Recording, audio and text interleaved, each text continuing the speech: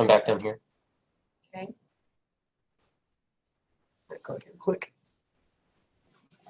And then you can go to the other place to pull up that Okay. NDE test page. And then how do I go back to being able to view them? You can use Alt and then Tab, Okay. or come down here to Zoom. Okay. All right. Actually, I'm gonna try something. You go right ahead. If you don't mind, do this. This. So now, here is one, like it just split. So wherever your NDE Okay. test page is. You know, which is nice because I can't see that, can you? No. Okay. So yeah, you can just, oh, is this it? Migrant allocation? That's the one document that I'm going to need. This is the one you're showing? Yeah. So. Sorry. Sorry.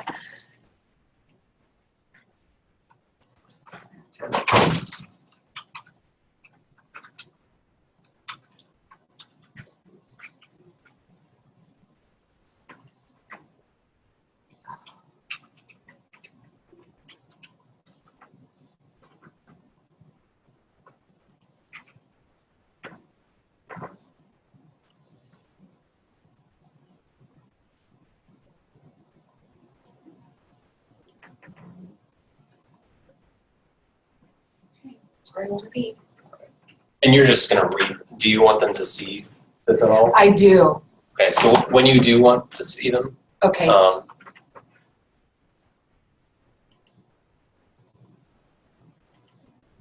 Let's see.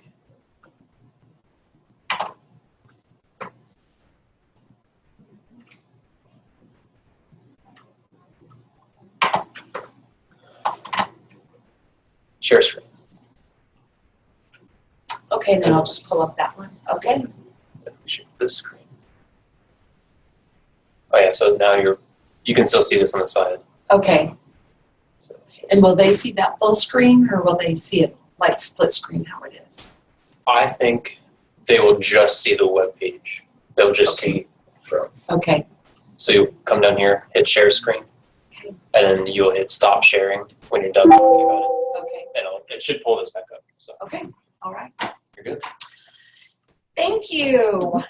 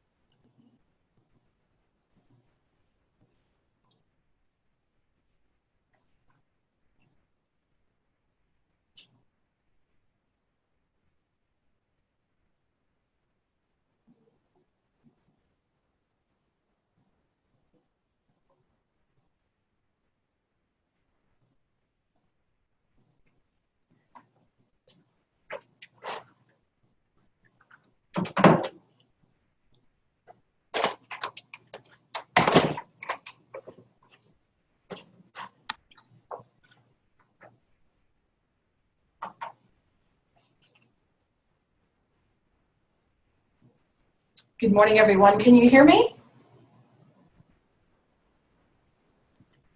Hi, Sue. Thanks, Carolyn. I had to remember where I have to mute and unmute.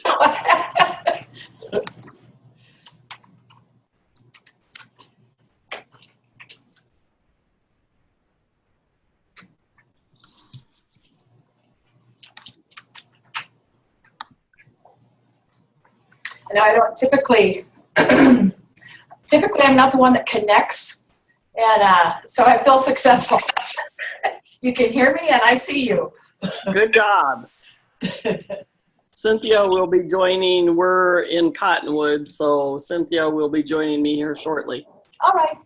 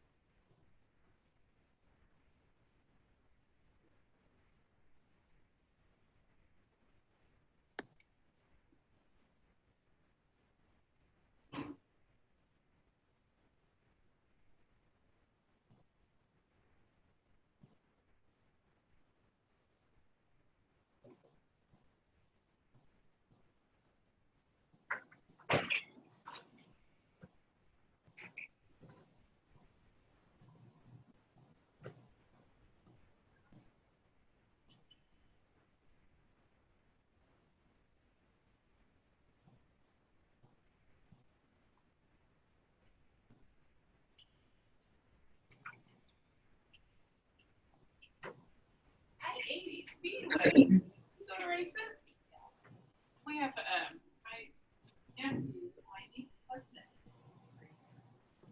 Trevor Grossenbacher. Have you ever heard that name? He's really good. You go there and talk. We used to go to the people.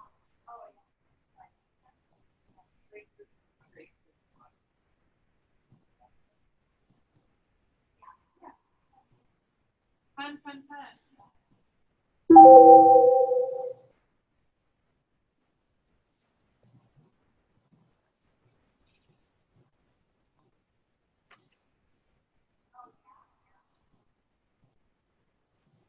So Cynthia is here, so if you're waiting for someone else, or if... Okay, I've got 9:58 on the clock, so I was just waiting for 10 o'clock to give everybody a chance to get there on meeting time. Okay. I just wanted to make sure you knew we were all here. All right, thanks.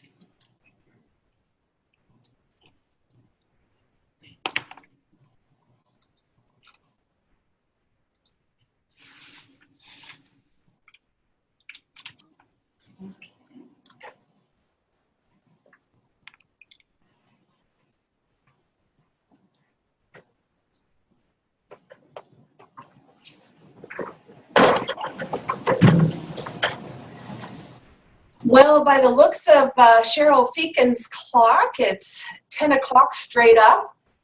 Thanks everybody for joining the webinar this morning. There have been a few changes to the Title I Part C application, so I thought you would appreciate reviewing it so I can explain the changes to you, and if you have any questions as well in regards to the application.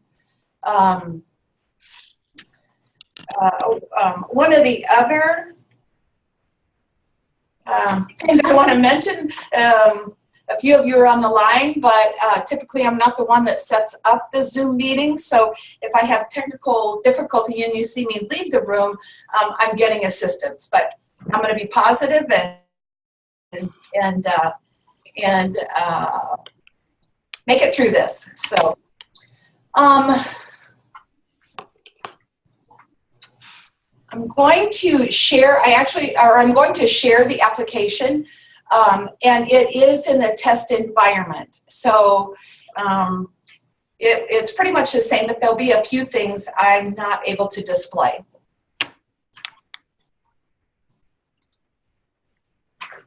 Okay.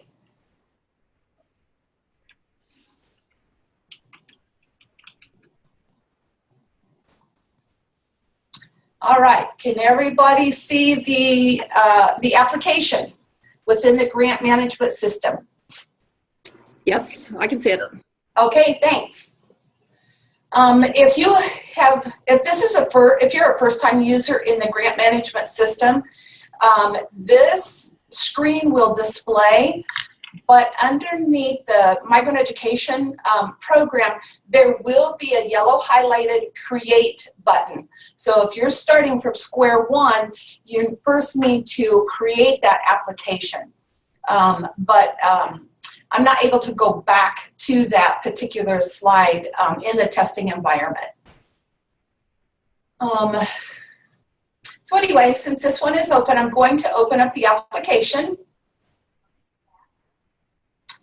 And the first tab,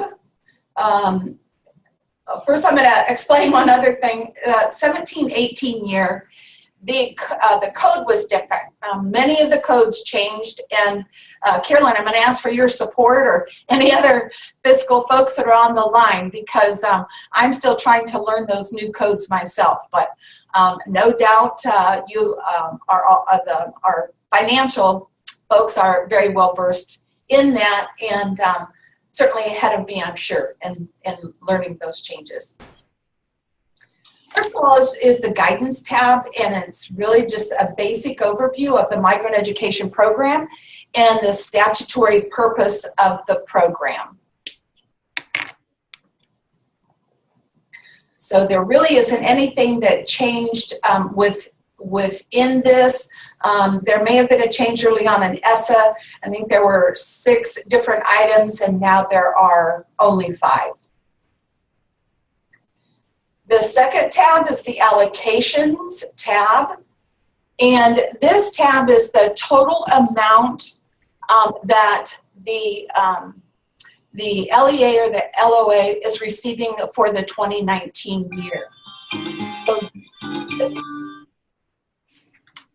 this includes your, I'm going to refer to it as your primary allocation, and that's the allocation you receive to provide services for the migrant students. And in addition to that, if you received any state initiative funds. So if that is for the data person, for the migrant data, could be recruiting, could be a service provider in a non-project area, binational, although no one at this time has received the binational allocation. Often that comes here.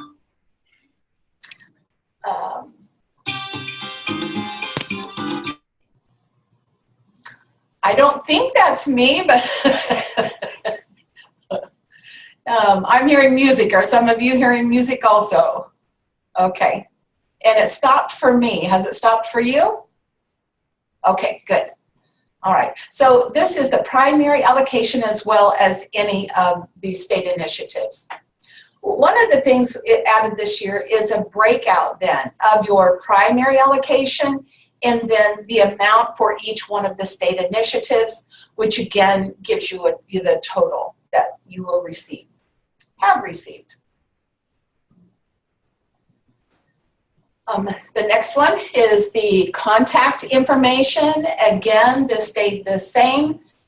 This first listing is the superintendent that's authorized to spend the funds. They've been authorized to do so. And then if you select the box on the left there, then it's asking for the Title I Part C migrant contact. And in addition to those two then, is the financial contact for the project. one of the, I should have mentioned from the very beginning is it's my recommendation that you save and you save and you save. Of course, if you're a new user, if you are familiar with the grant management system, you already know that, and the save page button is always at the bottom of the page.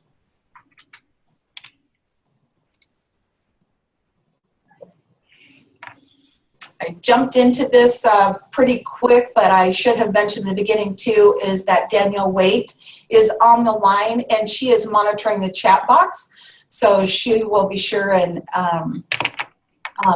let me know if anybody has questions as we review the application.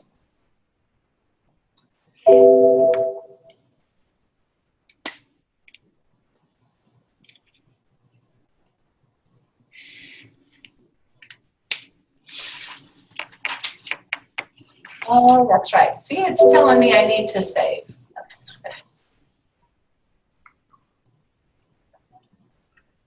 All right. In the needs assessment again, we've had this the same way. We've taken a look at we have done the statewide needs assessment, as well as all of you have done your local needs assessment, and it's the identification of those needs through the CNA. That the application basically is your service delivery plan. So it's the second step of the continuous improvement cycle. And thank you to everybody that's been involved over the years in regards to the state CNA and also the state service delivery plan. So there was a group of us that met last week and determined any changes that needed to be made for the 1920 service delivery plan. So on this page, you will select from the results of your needs assessment what areas you identified that there are needs of your students in your project. So those three areas, of course, are school readiness, English language arts. Oops, something didn't get changed there. I'm going to have to go. And then also the graduation and services to out-of-school youth. The one change for this year, and I apologize, I'll have to have that corrected. This should read, of course, I'm in testing too, so it should be correct on the final application. But it was reading, writing, and mathematics, and it was changed to English language arts and mathematics for the 18-19 year. Ours is identical to yours. Okay, and you're, okay, I'll make note of that. Because I'm in the grant portal right now. This is Chuck's story, and it is identical. Okay, Chuck, I'll make note of that and work with GMS staff. Now, for every one of the these goal areas that have been selected in the needs assessment section, they are tied to the budget detail page.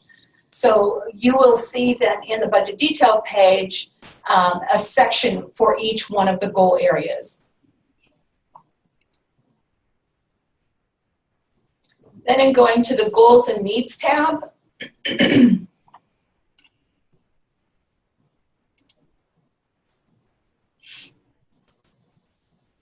as soon as it'll take me there.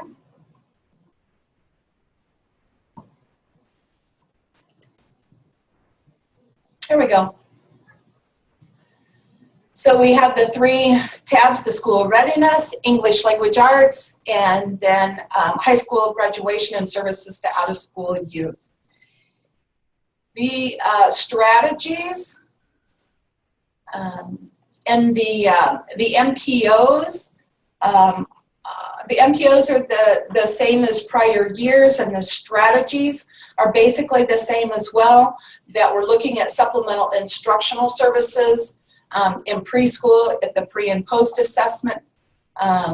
Also the parent education, the support services, and then coordination of services. Now, some of you do provide notes. It's a limited characters of 300, but some of you do leave notes at the bottom, whether or not it's about a summer school program, or it might be about services to out-of-school youth. But some of you do use this comment box.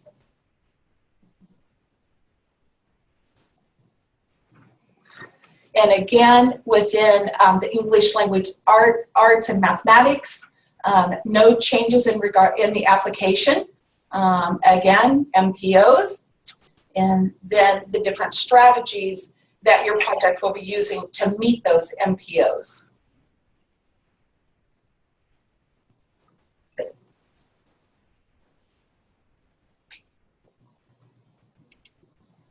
And again, the last one, it's the same as well. And when we're taking a look at this part of the application, this is for your primary funding, your primary allocation that you received.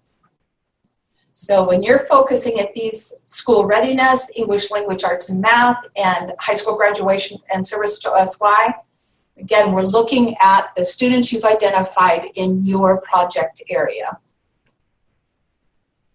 Any questions at this point? Okay. Next are these staff pages that take forever to open, but hey, quick today. We have the staff pages separated: instructional staff and then non-instructional staff. So there's a listing of your staff.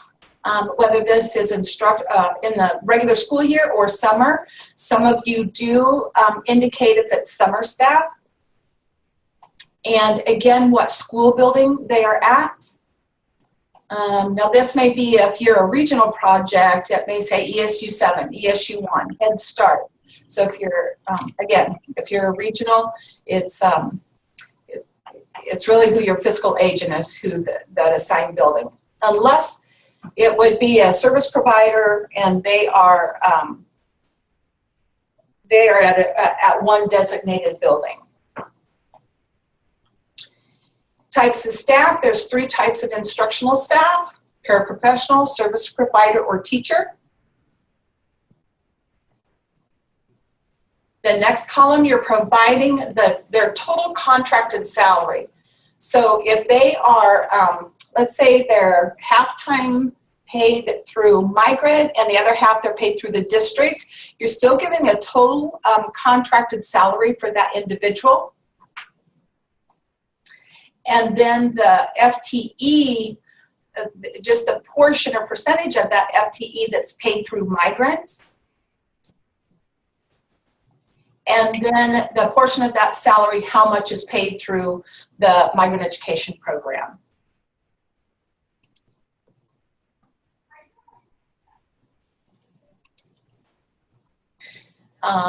Sorry, I'm trying to. Okay, if you notice down here, and many of you do, you know you're going to provide services during the regular school year, but you're also going to provide some summer services. So at this time, in this to be determined, it may be an OSY provider during the summer, but at this particular time you haven't hired that person, so of course you don't know the name of that person, and you'll write it in as TBD. But as the year progresses and you're getting to the end of the year, you have hired that person, then you want to go back and when you amend the application, be sure and put in that person's name. The reason being is when you submit your reimbursement claim and there's a name up there of, you know, Robert Collins is on the reimbursement but not in the application, your reimbursement claim will be returned. So when you think of it and amend it before that person is going to be included in a reimbursement claim.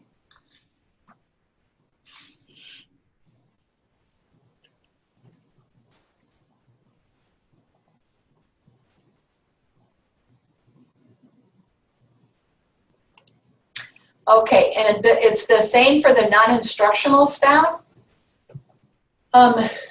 It's the very same listing that you'll provide, and the difference on the non-instructional staff, you have many other staff that would be included on this page.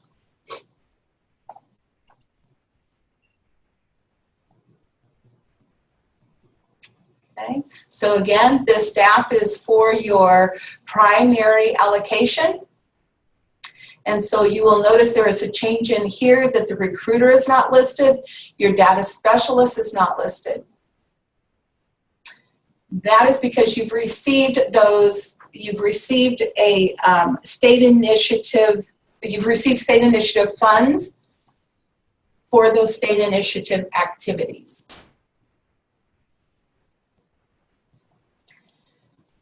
You still have the option that you can either document the staff in this page, or on this listing or columns, I should say, or you have the option to upload a spreadsheet. That spreadsheet needs to include all the same information that is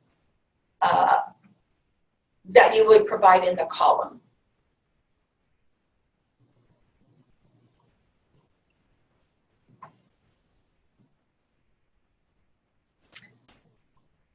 Okay, this operational equipment, no changes on this particular page. Again, this just a reminder that this equipment will be from your primary allocation.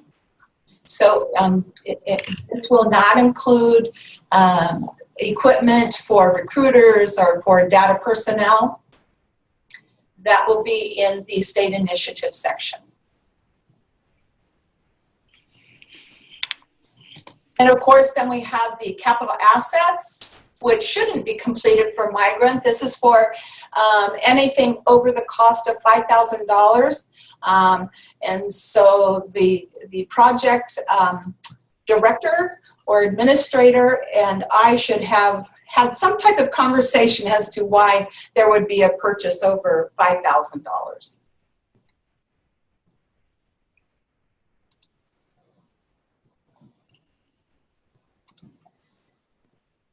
Okay, this is a newer section of the application. Sue? Yes. Kathleen has a question in the chat box. Yes. She wants to know, do all data specialists need entered in the state initiative? For example, Holly is primarily paid from the Migrant Project grant. Wouldn't she need to be listed there and under state initiative for the percentage she does for them? She would, yes. Let's see, when she, that's like an explanation as far as data for the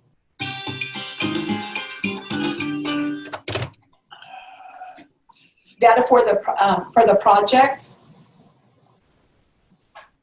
Yeah, because you made the comment that there was no drop-down box for data specialists, that was under state initiative. But Holly is primarily mostly project funds. Okay. With, a smaller percentage being the state initiative. So how would we mark her under the main staff for those project funds? Okay, let me get back into that tab.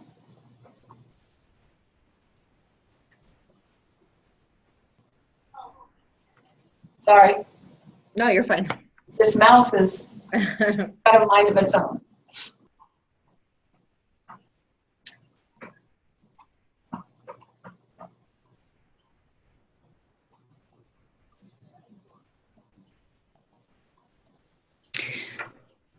Sue, this is Chris in Grand Island, and Danielle. Are you, I had the same question, but Danielle, were you talking about this person being split funded within project and state initiative? Is that what you were saying? Yes. Well, sorry, Danielle. That's okay. And Kathleen, if you want to elaborate on that a little more, you wrote Migrant/project grant. Yeah, so I mean, she does all of our project data, But then she also does some for non-project. So it's kind of like a 90-10, 80-20 type. I don't know the exact percentage, but type situation. So I would think she would need entered in both.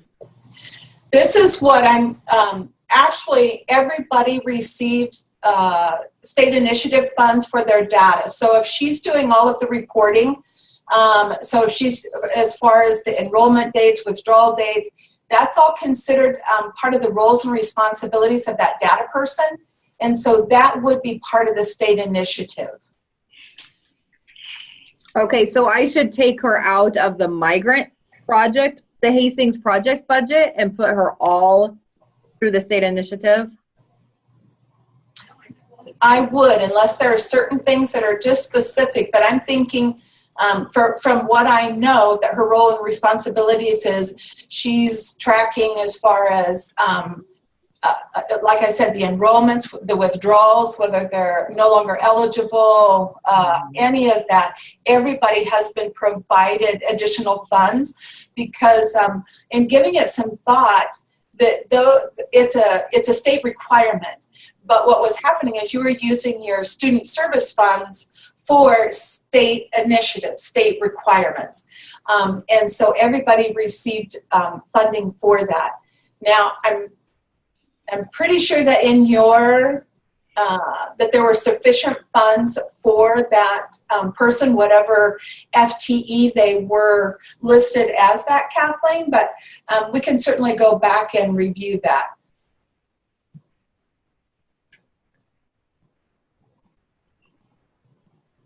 Yeah, Sue, I'll get a hold of you later about it because it looks like it was only a portion in the state initiative, but I'll talk to you later about it. All right, and that can be adjusted too. So but that's the rationale behind that.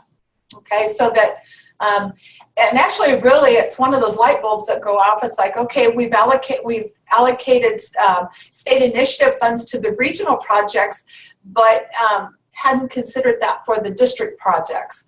So now the playing field is even, that everybody receives funding for those state requirements. And I just need to tell you from Grand Island, thank you for that, because you're exactly right. We were using most of our funds for the student support services. So we appreciate that. You bet. And again, this is the first year. Be sure and take a look at those amounts. If we need to make adjustments, we have options to be able to do that. Thanks, Kathleen. That's a good thing to take a look at that.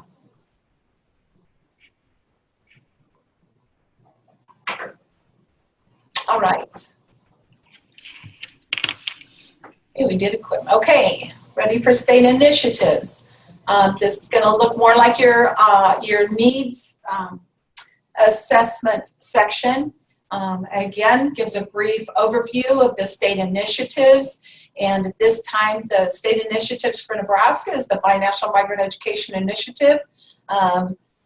I know that the applications are due late December, so I'm sure that we'll be having a meeting of some sort in regards to that, or some type of correspondence to see who is interested in hosting binational teachers this year. We have your coordination of services. As we had some conversation about that, that includes the data specialist for each one of the projects. The third one is the family and community engagement. And this includes Veronica and the work that she does through the Parent Advisory Council, as well as the additional professional learning opportunities that she has provided for all of us and for parents. And I have to say that we've really, our participation from our parents has really increased over the last few years, and it's just been diligent work from Veronica. And so kudos to all of you too. It takes the support of the projects as well. The next one is identification and recruitment. So if you've got a recruiter, you also would have received state initiative funds. And the next one is quality control, requirement that the state conducts quality control of our eligibility, our child eligibility. And again, that's a responsibility of Veronica Estevez. And the last one is service provider. There's a couple of places within the state that we have non-project service providers. And so they help serve families across the state where we're just challenged in meeting the needs. We've also seen some changes and different trends in the central part of the state. So we have a couple of service providers that are paid through state initiative funds. And again, much like over on the primary part of the primary allocation section of the application, this applies the same. So whichever state initiative you received funds for that you need to check in this particular section, then that also we'll need to see that on the budget detail page. So on this particular testing application, they did not select by national, and so it just says that you did not receive funds for that, and you'll get that straight across the board. There'll be the instructional staff and then the capital outlay. Now, this testing application, there is a coordination of services. Pretty sure there was. Yes, there was. And so you would complete this section just like you did the primary section of the application.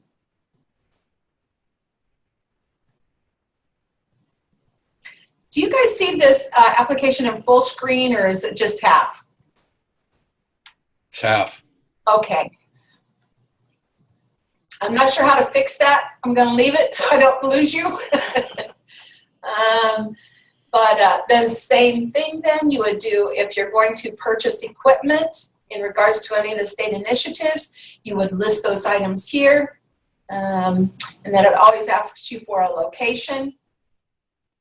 And again, if you're a regional or even within the district, let's say you're a recruiter, you purchased a new laptop so they could complete the electronic COE. And this location, you know, it may be Fremont Public Schools, or it may be at the Fremont Administrators Building. Some of our recruiters work from their home, but again, I would use this just as the fiscal agent, whoever that may be. The cost of each cost of the item and how many, and then you'll calculate for your total. After you calculate, of course, you want to be sure and save the page. If you need to add additional items, so let's say you're purchasing some laptops and you're also going to purchase, I'm going to say a printer then for that laptop, then you would need to add another entry so that you can put that here and do the same thing, location, unit cost, how many, and then calculate your total.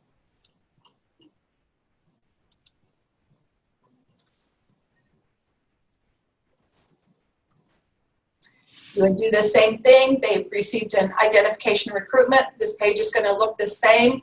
If you were to receive a state initiative allocation for each one of the state initiatives, you would have to complete each section.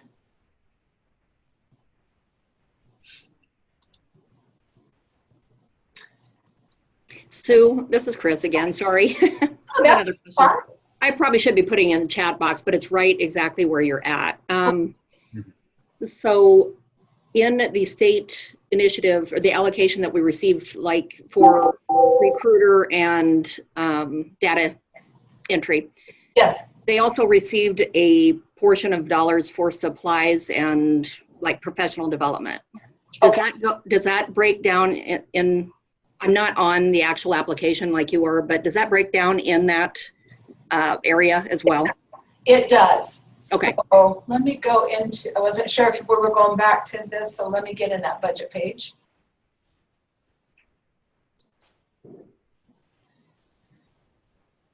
Okay, so here it is in this test application. They selected that they identified needs in school readiness, in, there's that reading thing again, English language arts, graduation, and then on here now there's a column for state initiative. Perfect. Okay, so then in this particular application again, they received funds for coordination of services. So then you're going to complete that in regards to your salaries, employees, 300, 400, 600. And then they also received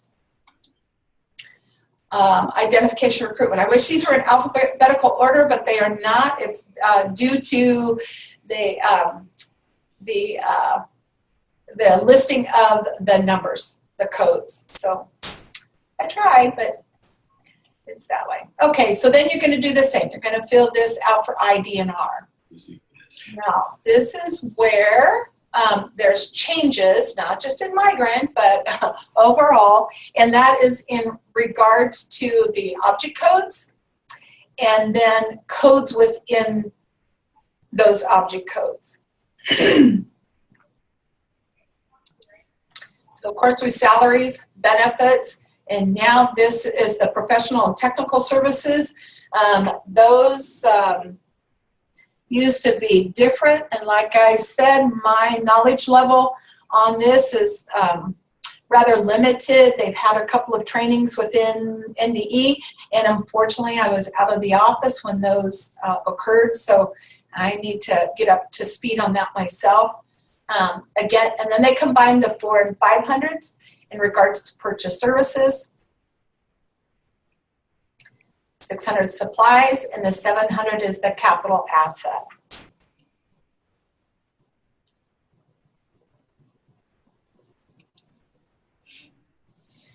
Again, this this page is tied to that needs to the needs assessment page, and then also in the state initiative where you've selected. So if you go back and try and delete that, but not delete your funding in this budget detail page, that funding may stay in on the budget detail page. So you have to be careful and remove on the budget detail page any funding prior to deselecting that particular section in the needs assessment area. I don't know, Carolyn, or any other financial folks on the line, do you have any comments you would like to provide in regards to any changes of the codes? Well, of course I do.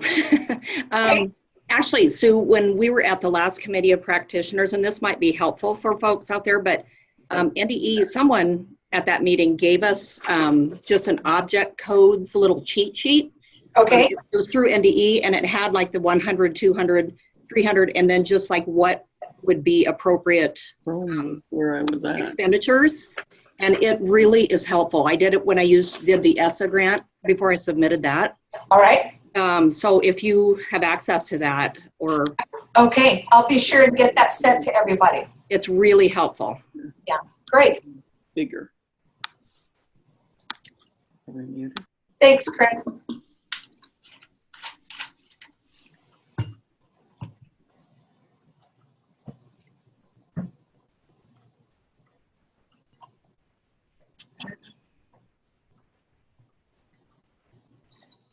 All right, and then we still have the budget summary.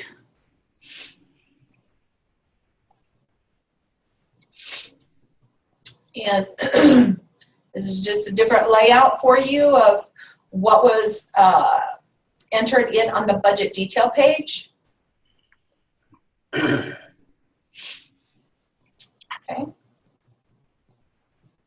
And one of the things I want to remind everyone of is that you want to make sure that the total of your 100s object code equals the total amount from all staff pages. I'm going to say that's probably one of the highest areas in regards to having to return an application.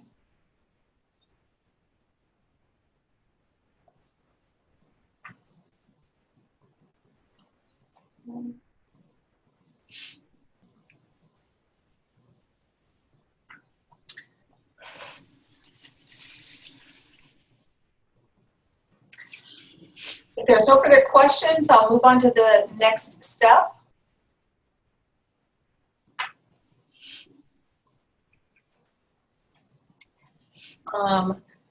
Again, we've got a few new folks within the Migrant team.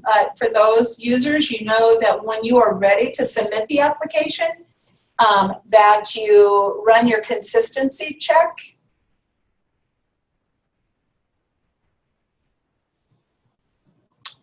Before it's submitted to NDE.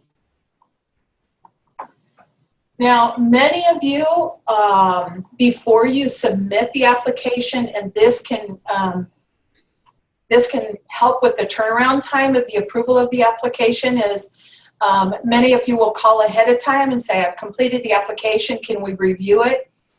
And so I'll review it, and then we'll set up a telephone call, and then we can go through it, and if there's any areas that need to be revised from the LEA, then you can do that prior to.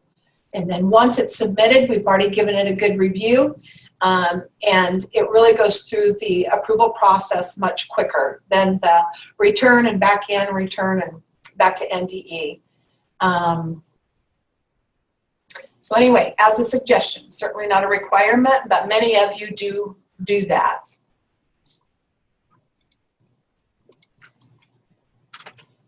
There was something. Oh, I also wanted to go back to, let me finish this part in regards to the approval process. So you do submit it to NDE, and there are 3 reviewers. Part of it's considered somewhat like a quality control measure, as well as an extension of monitoring the application to make sure that the use of the funds that are in the application are allowable through the federal requirements and state requirements. So at any time, if one of those reviewers, there's something on the application that they feel is not documented correctly, then they return the application. So your first reviewer may approve the application.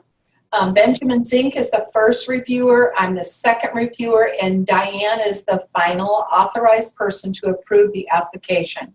So at any time in one of those steps, if the application is returned, or it can be returned, so it doesn't go through all 3 steps, if there's one of those steps that somebody returns the application. So it could be that both Benjamin and I approve the application, Diane gets it, and she finds out that the staff pages don't equal the hundreds object code, she'll return the application.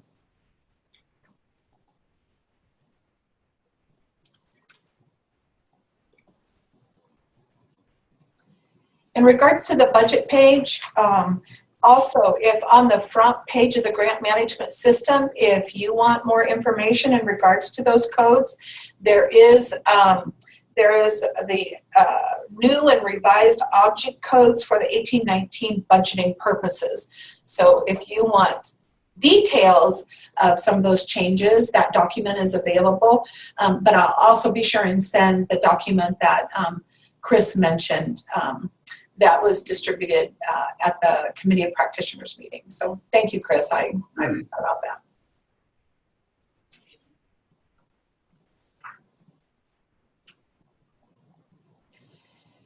When the application is returned, there is also a comment page, and so you'll want to access that page, and there will be notes as to why it was returned. So you'll want to be sure and address those. If some of you will call at, once that application has been returned, and we can certainly, visit about that too. And once those changes are made, you'll resubmit the application, and it goes back through the process again, and starts with the first reviewer.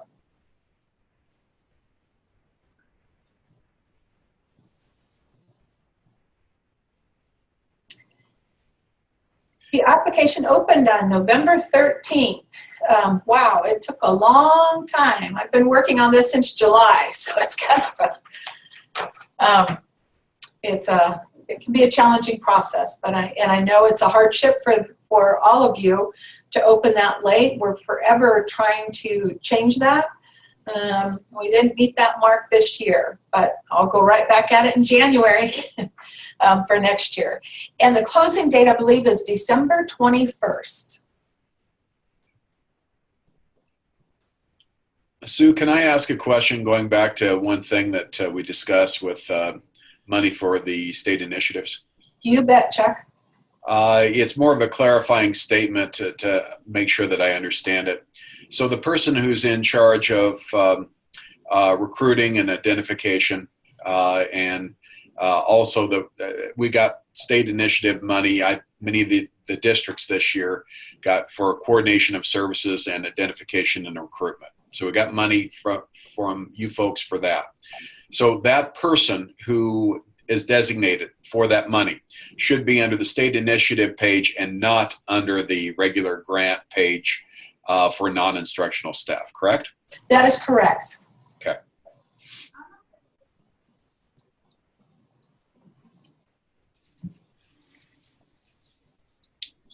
And in addition to that also, is sometimes that person can be the same person. So let's say 60% of their time is recruitment and the 40% is in data. So if you will break that out in the non-instructional staff page under the state initiative as to the percentage of IDNR and the percentage of data. We do take a look at that data on an annual basis and determine, what it's costing the program in regards to those requirements, whether it be IDNR, data, parental, the council, the parent advisory council. So we do take a look at overall those state requirements and what it costs us.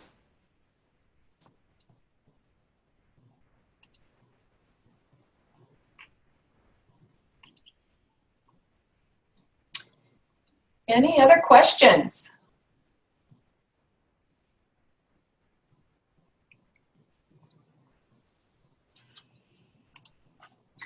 If you are going into the application, and I've done this a couple times myself, so the 17-18 application, it was listed as Migrant Title I-C, I want to say 4915, or no, it just says Title I-C Migrant.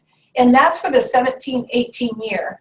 So make sure for the 18-19 year, again, that code changed. So you want to be sure and select this when you're selecting your application, your current application.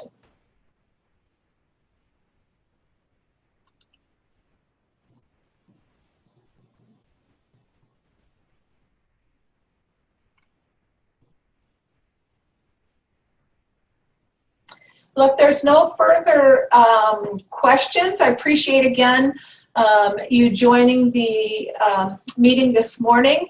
Hope it was helpful to you. And if you have further questions, you can always give me a call. And we can walk through that. And more importantly, I really appreciate everyone's support in regards to serving the migrant population. Sometimes it's not an easy task. But you all are all very committed in doing so. So thank you. Thank you, Sue. You are welcome. Yeah. Thanks. Bye. Bye. Bye-bye. A good one. Goodbye. Bye, Cynthia.